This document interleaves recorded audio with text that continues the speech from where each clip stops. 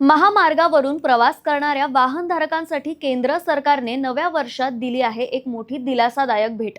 Toll नाक्यांवरील गर्दी कमी करण्यासाठी आणि प्रवास अधिक वेगवान करण्यासाठी भारतीय राष्ट्रीय महामार्ग प्राधिकरणाने म्हणजेच NHAI ने फास्टॅगच्या नियमांमध्ये महत्त्वाचे बदल जाहीर केले आहेत।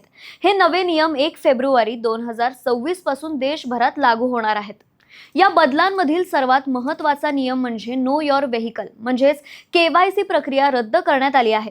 आतापर्यंत नवीन फास्टॅग घेण्यासाठी किंवा जुना अपडेट ठेवण्यासाठी वाहनधारकांना स्वतंत्रपणे KYC प्रक्रिया पूर्ण करावी लागत होती। मात्र आता नवीन फास्टॅग जारी करण्याआधीच सर्व आवश्यक पडताळणी थेट वाहन डेटाबेसद्वारे केली जाणार आहे। त्यामुळे वाहनधारकांना वेगळी कागदपत्रे देण्याची गरज राहणार नाही। आधीपासून सक्रिय फास्टॅग असलेल्या वाहन चालकांसाठी हा निर्णय मोठा दिलासा ठरणार आहे। आता KYC अपडेट न केल्यामुळे फास्टॅग ब्लॉकलिस्ट होण्याचे प्रकार थांबणार असून केवळ तक्रार किंवा गैरवापराची शंका असल्यासच तपासणी केली जाईल। तसेच एक वाहन एक फास्टॅग हा निर्णय अधिक कडकपणे लागू करण्यात येणार असून बनावट किंवा चुकीच्या वापरावर तंत्रज्ञानाच्या मदतीने कडक नजर ठेवली जाणार आहे। एकूणच या बदलांमुळे टोल प्लाझावरील रांगा कमी होतील, वेळ आणि इंधनाची बचत होईल आणि प्रवाशांचा प्रवास अधिक सुरळीत होईल। महामार्गावरून विना अडथळा प्रवास हाच या निर्णयाचा मुख्य उद्देश आहे।